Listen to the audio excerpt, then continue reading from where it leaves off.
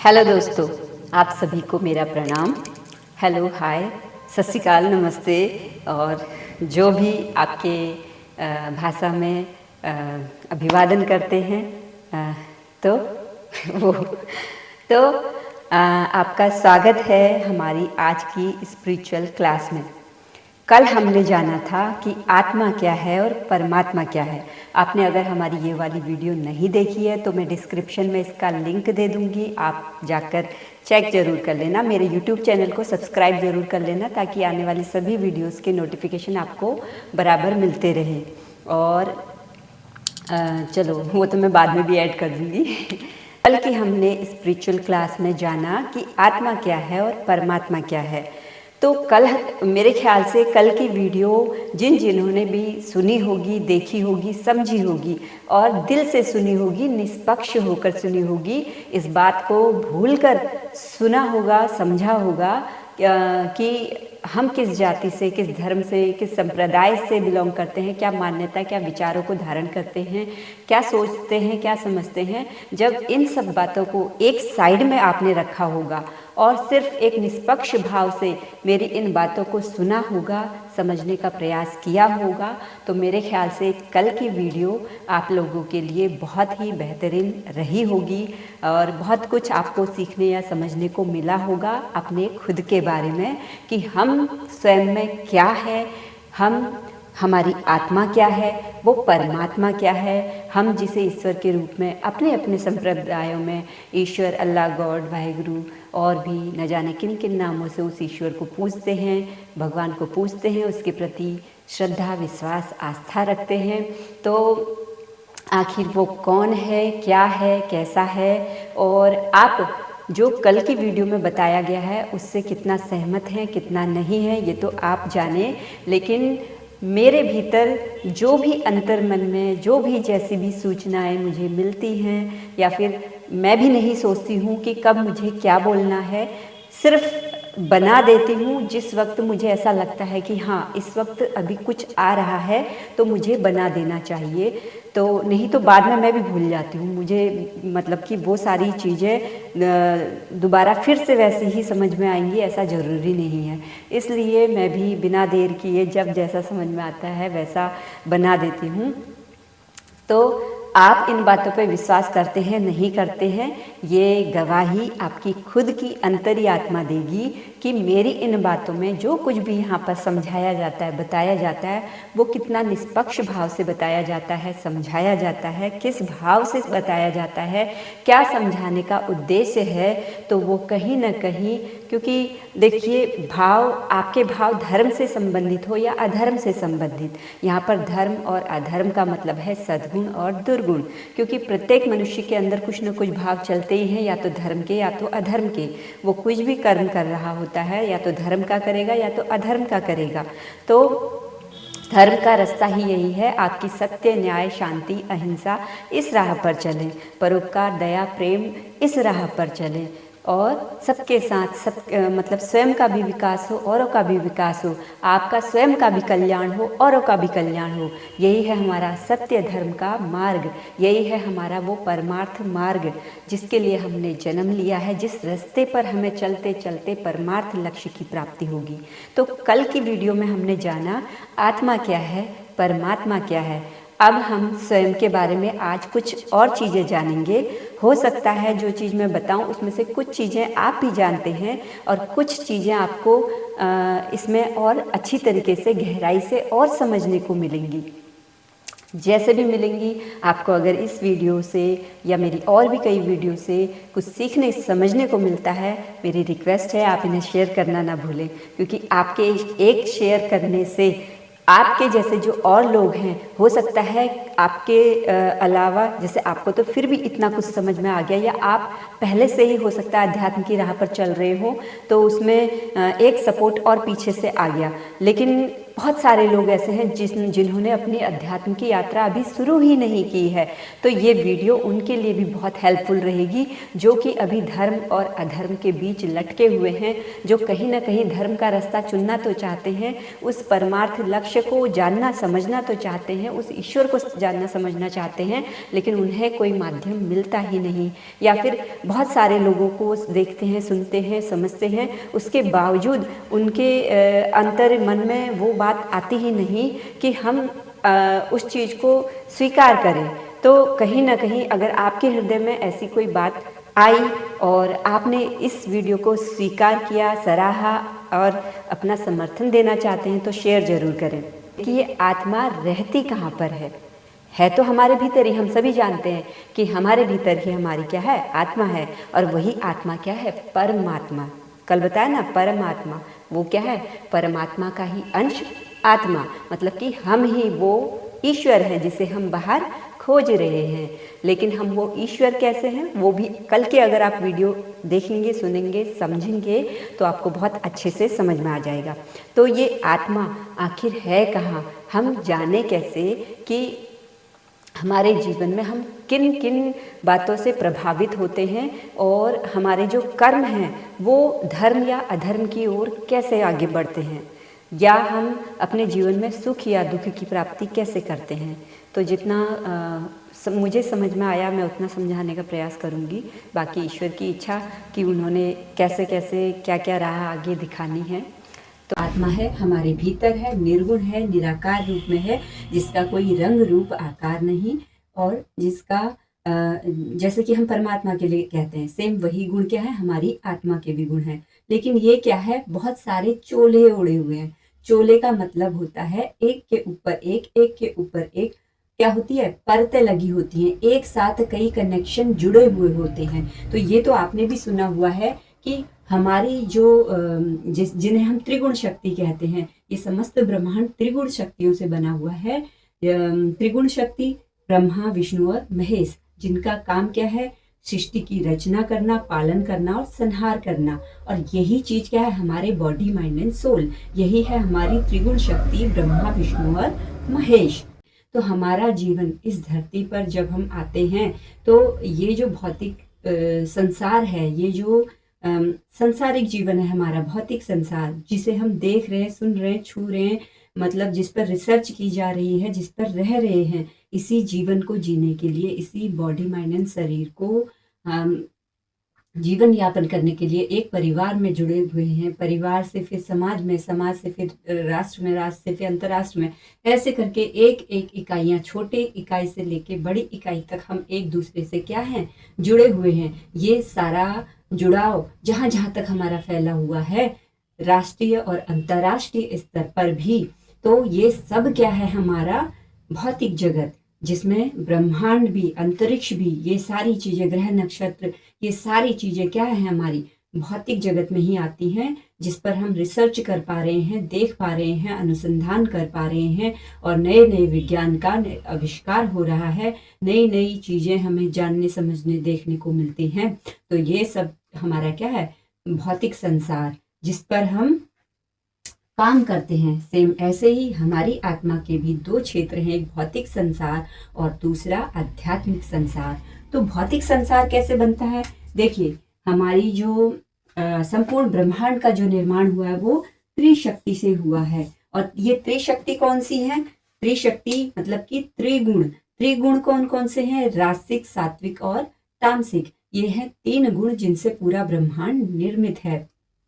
और यही त्रिशक्तियां जब आगे सृष्टि का निर्माण करती हैं, नए नई चीजों को जन्म देती हैं, तो ये पंच महाभूतों में विघटित होती हैं। और प्रत्येक जो पंच महाभूत होते हैं वो फिर से दो दो एनर्जी में, प्लस और माइनस दो दो एनर्जी में, हर जो पंच महाभूत है वो उनका विभाजन होता है। तो प्रत्येक चीज, प्रत्येक अंश जो ऊपर से लेके नीचे तक विघटित होते हुए आ रहा है, सब में ये दो ऊर्जा प्लस और माइनस की, मतलब कि डिवाइन एनर्जी में जो मेल एनर्जी और फीमेल एनर्जी होती है, ये एनर्जी हर जीव में आपको मिलेगी, चाहे मनुष्य में हो चाहे अन्य प्राणियों में हो। तो ये जो मेल और फीमेल की एनर्जी है, यही जो प्लस और माइनस की एनर्जी है, यही जो धर्म और अधर्म की एनर्जी है, जो अलग अलग रूप, अलग अलग गुण लिए, अलग अलग विशेषता लिए हुए है, लेकिन है किसमें, इसी सकल साकार ब्रह्मांड में भी, इसी सकल साकार शरीर में भी। तो जैसे सकल साकार ब्रह्मांड का स्वरूप है, शरीर धारण किए हुए, साकार रूप लिए हुए, लेकिन क्या है, हम मनुष्यों की तरह मनुष्य वाला शरीर नहीं, क्योंकि वो ब्रह्मांड है, वो अनंत है, वो परमात्मा अनंत विस्तार लिए हुए है। तो उसके अलग अलग विभिन्न विविध विविध अनेकों प्रकार के भिन्न भिन्न प्रकार का उसका स्वरूप है, सुंदर से सुंदर भी और भयानक से भयानक भी, और हर प्रकार का स्वरूप उसका देखने को मिल जाएगा। सेम उसी प्रकार से जब उस परम पिता परमेश्वर की आत्मा परमात्मा इस संपूर्ण सकल साकार ब्रह्मांड में क्या है, विलीन है, शून्यातीत है, शून्य में समाई हुई है, सेम उसी प्रकार से हमारी आत्मा इस सकल साकार ब्रह्मांड रूपी शरीर में क्या है, शून्य रूप में समाई हुई है। अब ये सकल साकार शरीर ये बना कैसे, ये बना पंच महाभूतों से। इन्हीं त्रिगुण शक्तियों के विभाजन से पंच महाभूत बने और पंच महाभूतों से ये शरीर बना, और इसी शरीर में इन्हीं पंच महाभूतों के एक विशेष विशेष इंद्रियां, सेंसेस बोलते हैं जिन्हें हम, ये ज्ञानेंद्रियां बनी, पंच ज्ञानेंद्रियां। और एक जैसे हम सेंसेस की बात करें तो 6 सेंस बोला जाता है, लेकिन देखने में हमें केवल 5 सेंस ही मिलते हैं, क्योंकि 5 पंच महाभूत हैं जिसे हम देख सकते हैं, छू सकते हैं, महसूस कर सकते हैं, और उन पर रिसर्च कर सकते हैं, और भी कई चीजें कर सकते हैं। किन चीजों पर? इन पंच महाभूतों पर जो सकल साकार स्वरूप लिए हुए है, जिससे हमारा शरीर बना हुआ है। और इन्हीं पंच महाभूतों से हमारी पंच ज्ञानेंद्रियां बनी। वो कौन कौन सी बनी, आइए चलिए जानते हैं। तो अगर आपको ये कुछ नया सीखने को मिला होगा तो इसे शेयर करना मत भूलना, ताकि औरों को भी सीखने को मिले। तो देखिए, हमारे पंच ज्ञानेंद्रियां कौन कौन सी हैं? हमारा आंख, कान, नाक, जीभ, त्वचा और क्या रह गया है? कान, त्वचा, आंख, जिह्वा, नाक। हाँ, ये 5 हमारी क्या हो गई? ज्ञानेंद्रियां हो गई। इन ज्ञानेंद्रियों का काम क्या है? अब जैसे कि शब्द से ही पता चल रहा है, ज्ञानेंद्रियां, ज्ञान की इंद्रियां जो हमें क्या करती हैं? ज्ञान देती हैं, ज्ञान देने वाली, एहसास कराने वाली, अनुभव देने वाली, ये ज्ञानेंद्रियां, ये हैं हमारी 5। हमारी आंख, हमारे कान, हमारी नाक, हमारी जीभ, हमारी त्वचा। लेकिन ये 5 ज्ञानेंद्रियां बनी किन पंच महाभूतों से, वो जानते हैं। देखिए, हमारे कान किससे बने हैं? आकाश से। त्वचा किससे बनी है? वायु से। आंख किससे बनी है? अग्नि से। जीवा किससे बनी है? जल से। नाक किससे बनी है? पृथ्वी से। तो ये हो गए हमारे पंच महाभूत, जिनसे हमारी पंच ज्ञानेंद्रियां बनी। अब इन पंच ज्ञानेंद्रियों का काम क्या होता है? हमें ज्ञान प्रदान करना। कि ज्ञान वो अच्छा भी हो सकता है, ज्ञान वो बुरा भी हो सकता है, लेकिन ज्ञान, इंफॉर्मेशन, वो हमें सेंस कराना, हमें अनुभव कराना। तो ये काम क्या होता है? इन ज्ञानेंद्रियों का काम होता है। जैसे कान का काम क्या है? सुनना। जब हम कुछ सुनेंगे तभी हम कुछ उस पर रिएक्ट कर पाएंगे। त्वचा का काम क्या होता है? स्पर्श, छूना। वो छूना कैसा है, अच्छा है कि बुरा है? तो ये छुअन, जो स्पर्श है, ये काम किसका है? त्वचा का। और ये कौन से महाभूत से बना है? वायु से। ऐसे ही आंख का काम क्या है? देखना। अब वो अच्छा भी देख सकती है, बुरा भी देख सकती है। जीवा जल से बनी हुई है। जीभ का काम क्या होता है? हमारे टेस्ट को, जो हम टेस्ट अनुभव करते हैं, वो काम किसका है? जीवा का। जैसे खट्टा है, तीखा है, या फिर कड़वा है, या फिर मीठा है, किस प्रकार का है। और फिर है नाक। नाक का काम क्या होता है? सूंघना। जो सुगंध होती है या दुर्गंध होती है, इससे हमें वो पता चलता है। तो ये जो पंच ज्ञानेंद्रियां होती हैं, इससे हमारा शरीर बना हुआ है, और ये शरीर ही हमारा क्या है? भौतिक संसार। जैसे सकल साकार ब्रह्मांड भौतिक संसार, वैसे ही ये शरीर हमारा भौतिक संसार। हम हमारे आत्मा के पार्ट बता रहे हैं, भौतिक संसार और आध्यात्मिक संसार। तो भौतिक संसार में तो हमारी ये चीजें आ गई, पंच जो हमारे ज्ञानेंद्रियां हैं ये, और जो 6 सेंस, थर्ड आई होती है, ये हमारी किस में आती है? ये हमारी आती है आध्यात्मिक संसार में। तो अब हम आध्यात्मिक संसार के क्षेत्र को भी अगर जाने तो उसे भी हम 3 भागों में विभक्त करेंगे। मन, बुद्धि और अहंकार है इसी शरीर में ही, इसी शरीर से जुड़े हुए ही। आध्यात्मिक संसार में यदि हम उसके दो भाग में डिवाइड कर दिया कि हमने भौतिक संसार में जो हमें दिख रहा है वो तो पंच ज्ञान इंद्रियां, एक तो शरीर है, शरीर में पंच ज्ञान इंद्रियां जो हमें क्या दे रही है, नॉलेज दे रही है, अनुभव दे रही है, अच्छा भी दे रही है और बुरा भी दे रही है, तो वो इन पंच ज्ञान इंद्रियों से मिल रहा है। लेकिन जो हमारा आध्यात्मिक संसार है जो कि दिख नहीं सकता, उस आध्यात्मिक संसार के भी पार्ट हैं, वो है हमारा मन, बुद्धि और अहंकार। मन के भी हमारे दो पार्ट हैं। मन क्या है, मन भी हमारा सांसारिक जगत से ही हमारा क्या है, संबंध रखता है। लेकिन हमारे जो अंतर मन है जिसे हम चित्त बोलते हैं, ये क्या है, चित्त का ही एक भाग है मन। मन क्या है, एक फिजिकल फॉर्म है इसका, जैसे कि साकार, सकल साकार स्वरूप पंच ज्ञान इंद्रियां, ऐसे ही मन हमारा क्या है, एक सकल साकार जिसे हम मस्तिष्क माइंड बोलते हैं, यही हमारा क्या है, मन, जो क्या है इस संसारिक जगत से और उस आध्यात्मिक जगत के बीच की एक कड़ी है जो दोनों को क्या करती है, जोड़ती है। जैसे हमारे शरीर को और हमारे सर को जोड़ने की एक कड़ी क्या है, हमारी वाणी, ये हमारी गर्दन भी बोल सकते हैं। और हमारी वाणी, इस गर्दन से क्या निकल रही है, वाणी निकल रही है, जो हमारे शरीर को और तन को और मन को क्या हुए है, कनेक्शन जोड़े हुए हैं। हमारी आत्मा के दो भाग तो हो गए। ये हमारी आत्मा सिर्फ बताने के लिए, क्योंकि आत्मा का कोई ऐसा आकार नहीं है जितना सकल पूरा साकार स्वरूप हमारा शरीर का है। इसकी एक एक अणु, एक एक कोशिका में क्या है, वो शून्य समाया हुआ है, वो ऊर्जा, वो चेतना, वो शक्ति समाई हुई है। अब जब हम आत्मा कह रहे हैं तो यहाँ पर हम ऊर्जा, चेतना, शक्ति, ये जो शब्दों का इस्तेमाल कर रहे हैं, इसमें कंफ्यूज होने की जरूरत नहीं है, क्योंकि ये चीज़ एक ही है, इसका नाम अलग अलग दे दिया गया है, उसके थोड़ी सी स्वरूप में हल्का फुल्का अंतर आ जाता है। ऊर्जा कहते हैं या शक्ति कहते हैं, बात एक ही है। चेतना कहते हैं, बात एक ही है। लेकिन चेतना भी दो, एक अंतर्मन की चेतना, एक बाहरी चेतना। वही जो बाहरी चेतना है उसी को हम यहाँ पर मन कह के संबोधित कर रहे हैं, उसी को हम माइंड बोलते हैं। तो ये जो आत्मा है, समझाने के लिए इसके क्या हो गए, दो भाग हो गए।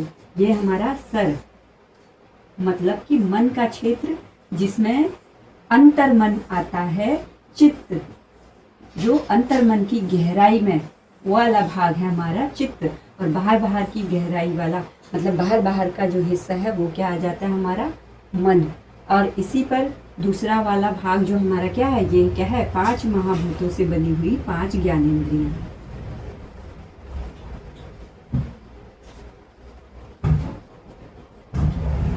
पांच ज्ञानेंद्रियां। तो हमारी आत्मा, अब अच्छे से पता चल गया होगा आपको, 5 ज्ञानेंद्रियां, 6 सेंस, थर्ड आई हमारी ही चेतना का क्या है, एक ब्रह्म स्वरूप है, एक अंतर्ज्ञान दृष्टि है, जो क्या कब जागृत होती है, कब खुलती है, जब हम अध्यात्म के लेवल में अपने आप को एक उस ऊंचाई तक, मतलब कि धर्म के रास्ते पर चलते चलते अध्यात्म में उस ऊंचाई तक पहुंचने लगते हैं, जहाँ पर हमें अच्छे से समझ में आता है कि आत्मा क्या है, परमात्मा क्या है, ये संसार क्या है, और ये अंतर्मुखी होना क्या होता है, बहुर्मुखी होना क्या होता है, ये धर्म क्या होता है, ये अधर्म क्या होता है, ये सद्गुण क्या होते हैं, दुर्गुण क्या होते हैं। जब ये समझ हमारे अंदर भीतरी रूप से जागृत होने लग जाती है, तभी हमारी ये थर्ड आई भी क्या होती है, और ज़्यादा, जितनी जागृति हमारी भीतरी आत्मा की होती है, उतनी ही वही जागृति आपकी ये थर्ड आई की भी होती है। तो अब ये तो हमें पता चल गया कि आत्मा का स्वरूप शून्य है। शून्य में जो ऊर्जा, जो शक्ति, जो चेतना समाई हुई है, वही ऊर्जा, शक्ति, चेतना हमारी क्या है, हमारी आत्मा है, जिसे हम आत्मा कहते हैं। लेकिन उसके भाग क्या है, एक सकल साकार स्वरूप जिसमें 5 ज्ञानेंद्रियां और एक हमारी क्या है, 6 सेंस के रूप में थर्ड आई जानी जाती है, और दूसरा आध्यात्मिक संसार, मन, बुद्धि, अहंकार। लेकिन होता क्या है, जब हमारे ये मन, बुद्धि और अहंकार क्या करते हैं, धर्म का रास्ता छोड़कर अधर्म का रास्ता अपनाते हैं, तो क्या होता है, हमारे जो ये वाले कान, त्वचा, आँख, जिह्वा और नाक, जो हमारी ये 5 ज्ञानेंद्रियां हैं, जब हम धर्म का रास्ता नहीं अपनाते हैं, सद्गुणों का रास्ता नहीं अपनाते हैं, हमारे आसपास का वातावरण ऐसा होता है, या बचपन से हमारे घर के संस्कार ऐसे होते हैं, परवरिश ऐसी होती है, या फिर कुछ भी आप मतलब कि कारण ले सकते हैं कि हम कोसों दूर होते हैं उस परमपिता परमेश्वर के स्वरूप से, कि उसका असल स्वरूप क्या है, उसके असल गुण क्या हैं। तो हम क्या करते हैं, हम हमेशा अधर्म का ही चुनाव करते हैं धर्म के नाम पर। क्यों? क्योंकि जो हमारे दुर्गुण हैं, जो कि हमारे अंदर ईर्ष्या, द्वेष, जलन, घृणा, इस प्रकार के जो प्रतियोगिता हम दूसरों से करते हैं, जो अच्छी प्रतियोगिता करते हैं वो तो एक अलग बात है, लेकिन जो एक जेलिसी भाव रखकर हम किसी से प्रतियोगिता करते हैं, किसी को हर प्रकार से गिराने का षड्यंत्र रचकर उसको हर प्रकार से आहत करने का, उसका नाश करने का, उसके हर प्रकार से बुराई करने का, जो इस प्रकार के हम काम करते हैं, ये क्या है? अधर्मी काम है। जो क्या है? अपने भीतर के दुर्गुणों को बढ़ावा देते हैं, सद्गुणों को मतलब कि धर्म को क्या करते हैं, हम खुद ही उसका नाश करते हैं। तो हमारी आत्मा क्या होती है इस सांसारिक जगत में ही, जब हमारी ये चेतना, जो हमारी अंतर्मन चित्त है, चित्त की जो चेतना है, मतलब कि शून्य की जो ऊर्जा है, जो वो क्या होती है, मलिन हो जाती है हमारे अधर्मी कर्मों के कारण। और ये जो मलिनता होती है, ये परत दर परत हमारे ही कर्मों से क्या होती है, इसके ऊपर चढ़ती जाती है। अब ये एक जन्म भी हो सकते हैं और कई हजारों जन्म भी हो सकते हैं कि ये परत दर परत चढ़ती ही जा रही है। क्योंकि वास्तव में अगर हम देखें, आज हम स्वयं का जीवन भी देखें, औरों का जीवन भी देखें, और ये देखें कि वास्तव में धर्म पर चल कौन रहा है, वास्तव में अगर कोई धर्म का काम कर भी रहा है तो किस भाव से कर रहा है और कितना कर रहा है, तो उसकी चेतना आखिर कितनी जागृत होगी। तो उसकी चेतना पर जो अंतर्मन की गहराइयों में जो ये परतें चढ़ी हुई हैं, दुर्गुणों की परतें चढ़ी हुई हैं, जब तक ये साफ नहीं होती, और ये साफ कब होंगी, जब हम सत्य को स्वीकार करते हैं, अपने सत्य को स्वीकार करते हैं, अपने अंदर की कमियों को देखते हैं, उन पर काम करते हैं, उन्हें स्वीकार करते हैं और आगे बढ़ते जाते हैं धर्म के रास्ते पर, सद्गुणों को धारण करते हैं, सत्य को धारण करते हैं, अपने हर एक काम में ईमानदारी रखते हैं और हर एक चीज को धर्म और अधर्म के नाम पर तोल कर देखते हैं कि वास्तव में ये कर्म जो मैं कर रहा हूँ ये धार्मिक है भी कि नहीं। बाहरी कर्मकांड हम भले ही ना कर पाए, लेकिन भीतरी कर्मकांड, जो हमारी भीतरी आत्मा है, ये स्वच्छ कैसे हो, ये निर्मल कैसे हो, हमारा मन साफ कैसे हो, इन सभी दुर्गुणों की जो परतें, जो कालिमा से हमारा मन, हमारा अंतर्मन जो क्या है, दबा है, कुचला है, सहमा पड़ा हुआ है, कमजोर पड़ा हुआ है, इसे बल कैसे प्रदान करें। तो उसके लिए जब हम ऐसा संकल्प अपने जीवन में लेते हैं धर्म पर चलने का, तब क्या होता है हमारे जीवन में बहुत कठिनाइयों के बाद, क्योंकि धर्म पर चलना भी आसान नहीं होता, ईश्वर पग पग पर आपकी परीक्षाएं भी लेता है और आपके कर्मों का दंड भी आपको देता रहता है।